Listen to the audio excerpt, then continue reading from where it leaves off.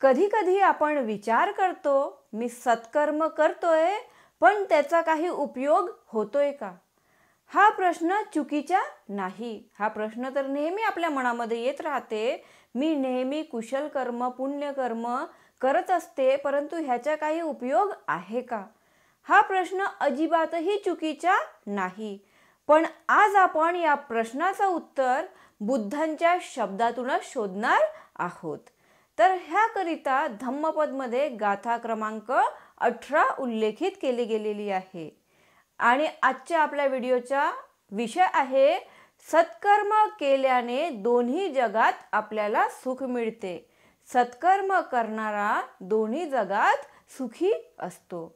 तर गाथा क्रमांक 18 आहे, इधनंदती पेच्च नंदती कतपुय्यो उभयत्त नंदती पुय्यं मे कत्तंती नंदती भियो नंदती सुगती गतो.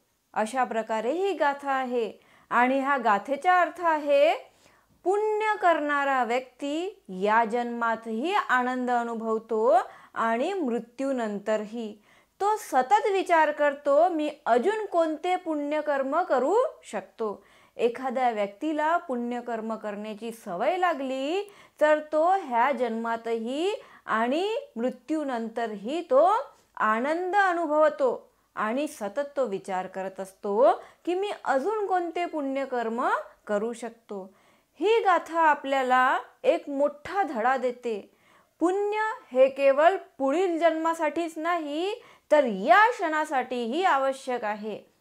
पुण्य म्हणजे काय? पुण्य म्हणजे काय असते? तर पुण्य म्हणजे दानच नव्हे. पुण्य म्हणजे मनातला शांतीचा विचार, इतरांच्या भल्यासाठी केलेले कर्म, कुणाला सांत्वना देणे, कुणाची मदत करणे, कुणाच्या दुःख ऐकून घेणे, हे देखील पुण्यकर्म आहे. पुण्य करणाऱ्याचं मन कसं असतं? जो व्यक्ती पुण्य करतो, पुण्य करणाऱ्याचं मन कसं असायला पाहिजे? त्याचं मन स्थिर असतं, अजिबातही अस्थिर नसते. त्याच्या मनामध्ये द्वेष नसतो. संकटातही तो विचलित होत नाही. त्याच्यावर कितीही संकटे जरी आली तरी सुद्धा तो विचलित होत नाही, कारण त्याला माहिती असतं मी चांगलं केलं आहे, मी चांगले कर्म केलेले आहे.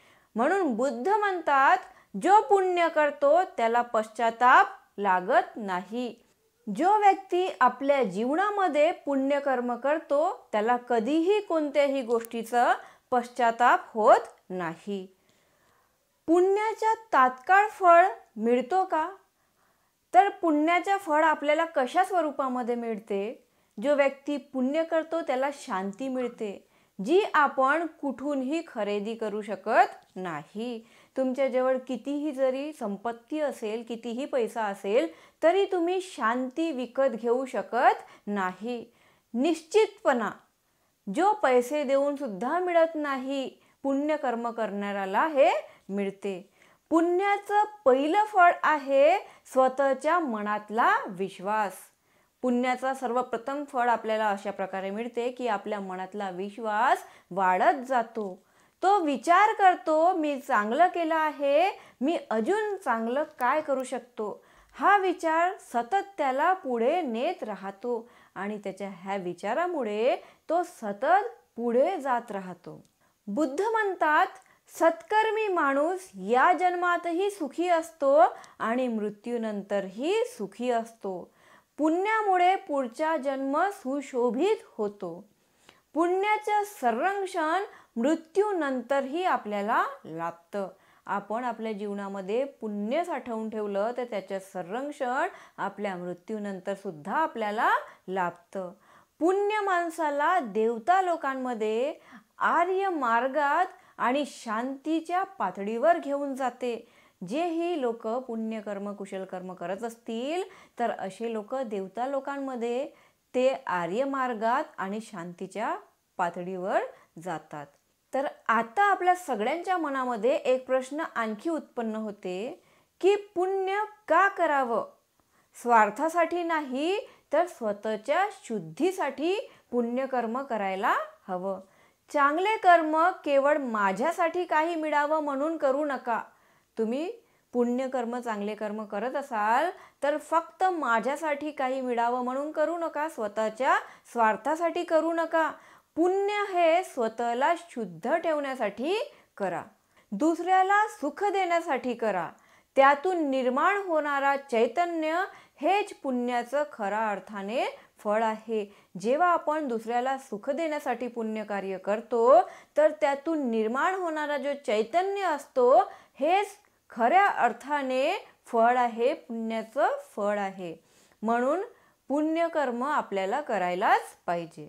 आता पुण्यकर्म म्हटलं म्हणजे पुष्कळशा लोकांना असं वाटते की पुण्यकर्म म्हणजे खूप मोठ्या मोठ्या गोष्टी, परंतु पुण्य म्हणजे मोठ्या गोष्टी नाहीत. लहान कर्मापासूनच मोठा परिणाम आपल्याला मिळतो. एखाद्या व्यक्तीला राग आला असताना शांत राहणं म्हणजे पुण्य. घरात कोणावरही न ओरडता प्रेमाने वागणं म्हणजे पुण्य, हे सुद्धा पुण्य आहे. रस्त्यावर प्राण्यांना पाणी ठेवणं हे सुद्धा पुण्य आहे. सत्काराने म्हणजे हिरो होणं नाही, ते म्हणजे माणूसपणाने जगणं. सत्काराने म्हणजे माझा सत्कार झाला पाहिजे, सगळ्यांसमोर माझं नाव आलं पाहिजे, ह्याच्यामुळे नाही, तर माणूसपणाने जगणं हे सुद्धा पुण्य आहे. तर सर्वप्रथम आपण ह्या 3 गोष्टीपासूनच सुरू करूयात. राग आला असताना शांत राहणे, त्यानंतर रस्त्यावर प्राण्यांसाठी पाणी ठेवणे, घरात कोणावरही न ओरडता प्रेमाने वागणे. सत्काराने म्हणजे माणूसपणाने जगणे. तर आपण हे सगळं करायलाच पाहिजे. पुण्य करणं ही एक सवय आहे. एखाद्या व्यक्तीला पुण्यकर्म करायची सवय लागली तर त्याला वारंवार करूशा वाटते. जसं वाईट कर्म सवयीने होतं. एखादा चोर आहे, तो चोरी करत असतो तर त्याला ती चोरी करायची सवय लागलेली असते.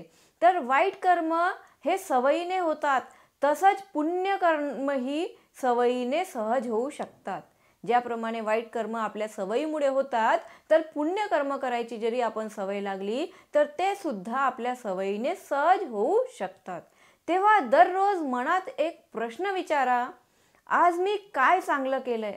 आपल्या मनामध्ये दररोज एक प्रश्न विचारायला पाहिजे की आज मी काय चांगलं केलंय? कुणाला मदत केली? कुणासाठी उपयोगी ठरलो का? कुणाला मदत केली का? कुणासाठी उपयोगी ठरलो का? हे प्रश्न आपल्या जीवनाला अर्थ देतात. आणि जर आपण स्वतःलाच हे प्रश्न विचारले तर आपल्या स्वतःलाच त्यांचे आन्सर्स माहिती असतात आणि हेच प्रश्न आपल्या जीवनाला खरा अर्थ देतात. जर आपण चांगलं केलं तर आपल्या मनामधून भीती नष्ट होते. आपल्याला कोणत्याही गोष्टीची भीती वाटत नाही. पुण्य केल्यावर भीती उरत नाही, पश्चाताप राहत नाही, मृत्यूचा भय राहत नाही. कारण आपल्याला माहिती असतं मी जे केलं ते चांगलं केलं. म्हणून बुद्ध म्हणतात पाप करणारा घाबरतो. जो व्यक्ती पाप कर्म करतो तो घाबरतो, पण पुण्य करणारा आनंदी असतो. अशा प्रकारे बुद्ध आपल्याला सांगतात. सत्कर्म हाच खरा आत्मा आहे आणि पुण्य हीच खरी आपली संपत्ती आहे. ती इथेही साथ देते आणि पुढेही आपल्याला मार्ग दाखवते. म्हणून आपण पैसे साठवण्यापेक्षा, संपत्ती जमवून ठेवण्यापेक्षा, खूप दागदागिने बनवण्यापेक्षा आपण पुण्यकर्माकडे भर दिलं पाहिजे. कारण पुण्य हीच आपली खरी संपत्ती आहे. आताही आणि पुढेही ही आपल्यासोबत राहणार आहे. तर आता आपण एक गोष्ट बघूया. भगवान बुद्धांनी जी ही गाथा म्हटलेली आहे ही सुमन देवीला उद्देशून म्हटलेली आहे. सुमन देवी ही जी होती ही अनाथपिंडकाची मुलगी होती. तर आता आपण बघूया पुण्य केल्यावर तात्काळ फळ मिळतं का? कधी वाटतं चांगलं केलं पण फळ कुठे आहे? आपल्याला वाटतं आपण तर एवढे चांगले कार्य केलो परंतु त्याचं फळ कुठं आहे? पण भगवान बुद्ध म्हणतात पुण्याचे फळ हे दोन्ही लोकात मिळते, इथेही आणि मृत्यूनंतरही. तर आता आपण एक अशी गोष्ट ऐकणार आहोत. एक अशा स्त्रीची गोष्ट आहे जिला तिच्या पुण्यकर्मामुळे स्वर्ग सुख प्राप्त झालं. सुमन देवीची ही कथा आहे. तर सुमन देवी कोण होती? सुमन देवी ही अनाथपिंडकाची मुलगी होती. श्रावस्ती नगरी होती आणि श्रावस्ती नगरीमध्ये अनाथपिंडक राहत होता. तर आपण अनाथपिंडक बद्दल तर खूप ऐकलेलं आहे. हा अनाथांचा दाता होता म्हणून याला अनाथपिंडक म्हणायचे आणि खूप दानशूर होता. अनाथपिंडक हा जो होता याचं नाव होतं सुदत्त आणि ह्याने भगवान बुद्धांसाठी श्रावस्ती इथे जेतवन विहार सुद्धा बनवला होता. तर श्रावस्तीमध्ये एक श्रीमंत व्यापारी होता अनाथपिंडक, त्याचीच कन्या म्हणजे सुमन. लहानपणापासूनच सुमन देवी धम्माची भक्त होती. आई वडिलांना तिला उत्तम शिक्षण दिलं. तिच्या आई वडिलांनी तिला उत्तम शिक्षण दिलं, पण सुमनचं मन नेहमी ध्यान, सेवा आणि सत्कर्मामध्ये असायचं. तिचं मन नेहमी ध्यान करण्यामध्ये, सेवा करण्यामध्ये आणि सत्कर्म करण्यामध्ये असायचं. ती रोज विहारात जाऊन बुद्ध, धम्म आणि संघांना वंदन करायची. तर अशा प्रकारे ती रोज विहारात जायची. एक दिवस बुद्ध आणि त्यांच्या भिक्षू संघ श्रावस्तीला आले. तेव्हा सुमन देवीने आपल्या घरात 50 भिक्खूंना आमंत्रित केले, भोजनासाठी आमंत्रित केले. तिने त्यांचं आदरातिथ्य केलं, स्वागत केलं, त्यांना अन्नदान केलं आणि सर्वांची स्वतः सेवा केली. सगळ्या भिक्खूंची तिने स्वतः सेवा केली. सर्वात सुंदर फूल, सुवासिक धूप, पाणी आणि आसन सर्व काही तिने आदराने अर्पण केलं. भिक्खू भोजन करून गेले आणि बुद्धांनी तिचं मन वाचलं. तिचं पुण्य फार मोठं आहे. तर अशा प्रकारे अनाथपिंडक हा जो होता हा दररोज आपल्या घरी भिक्खूंना भोजनदानासाठी आमंत्रित करायचा.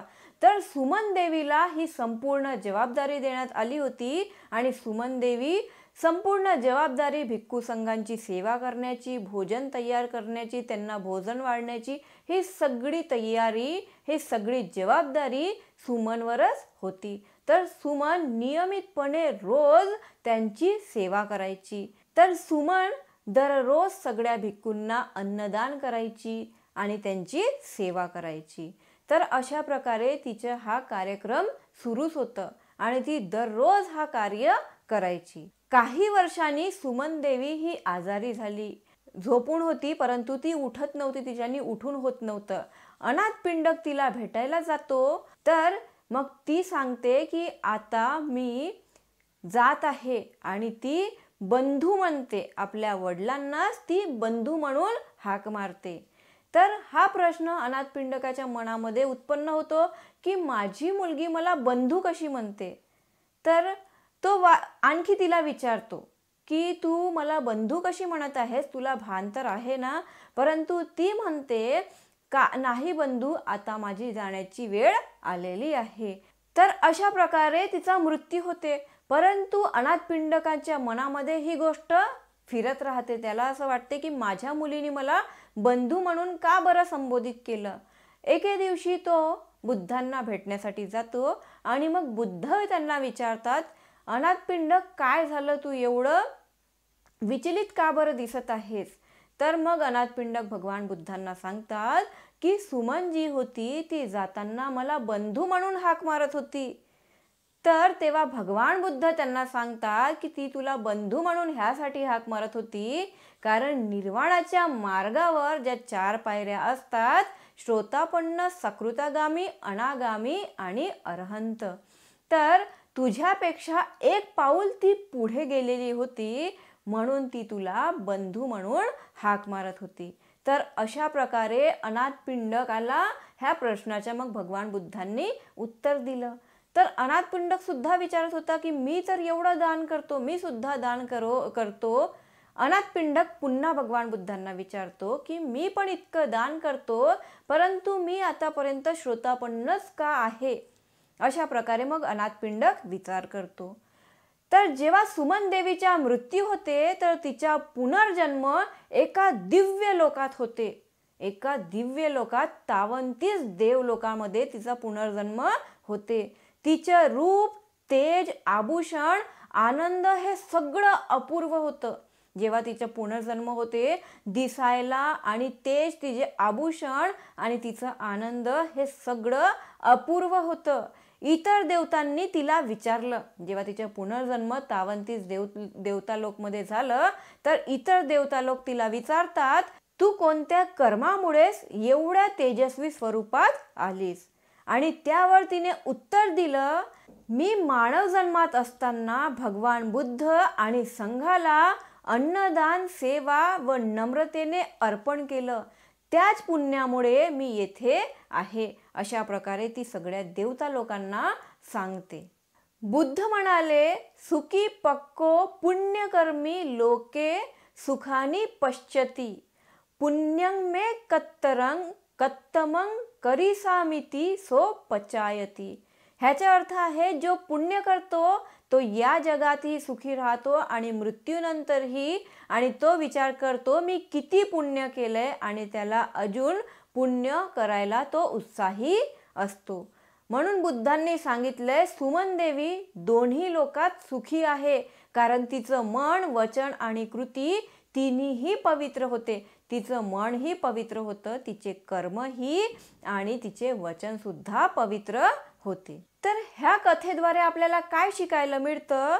पुण्य केल्यावर त्याचे परिणाम दिसत नाही, पण एक आंतरिक शांती मिळते. सुमन देवीने मोठ्या दानाची तयारी नव्हती, पण मनापासून केलेले अन्नदान, सेवा आणि श्रद्धा होती. म्हणून बुद्ध सांगतात, पुण्य म्हणजे श्रद्धा, कर्म आणि नम्रता. तर आजचा हा जो काळ आहे, ह्या काळामध्ये सुमन देवी होणे शक्य आहे का? तर हो, नक्की शक्य आहे. कुणा वृद्धाला मदतीचा हात द्या, तो सुद्धा पुण्य आहे. आपल्या वेळेचा काही भाग ध्यान, वाचन, उपासनेला द्या, ते सुद्धा पुण्य आहे. कुणालाही कठोर न बोलता प्रेमाने उत्तर द्या, हा सुद्धा पुण्य कर्म आहे. जेवताना एखाद्या प्राणीमात्रासाठी अन्न बाजूला ठेवा, हा सुद्धा पुण्यकर्म आहे. सुमन देवीचं पुण्य आजही आपल्याला मार्गदर्शन करतं की सत्कर्म कधीच वाया जात नाही आणि पुण्यकर्म कधीही वाया जात नाही. भगवान बुद्धांनी पुण्यकर्मासाठी 5 मार्ग सांगितलेले आहेत. श्रद्धा, पहिला आहे श्रद्धा, भगवान बुद्धांवर आणि स्वतःवर विश्वास ठेवणे. दुसरा आहे शील, शील म्हणजे नीती आणि सदाचार. तिसरा आहे दान, गरजूंना योग्य ते देणं म्हणजे दान. चौथा आहे भवन, म्हणजे ध्यान आणि स्वतःची मनशांती ठेवणे. पाचवा आहे पुण्यपूज्यता, म्हणजे सतत सत्कर्माची इच्छा ठेवणे. तर अशा प्रकारे पुण्यकर्मासाठी हे 5 मार्ग भगवान बुद्धांनी सांगितलेले आहे.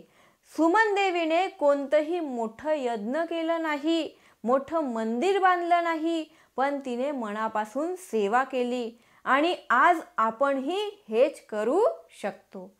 पुण्यकर्म ही खऱ्या अर्थाने आत्म्याची संपत्ती आहे, जी इथेही सुख देते आणि पुढेही तुमचा मार्गदर्शक दीप बनते. साधू साधू साधू. व्हिडिओ आवडल्यास व्हिडिओला लाईक करा, जास्तीत जास्त शेअर करा. त्याचबरोबर जर तुम्ही चॅनलवर नवीन असाल तर प्लीज चॅनलला सबस्क्राईब करून घ्या आणि कमेंट करून तुमची प्रतिक्रिया नक्की कळवा. नमो बुद्धाय.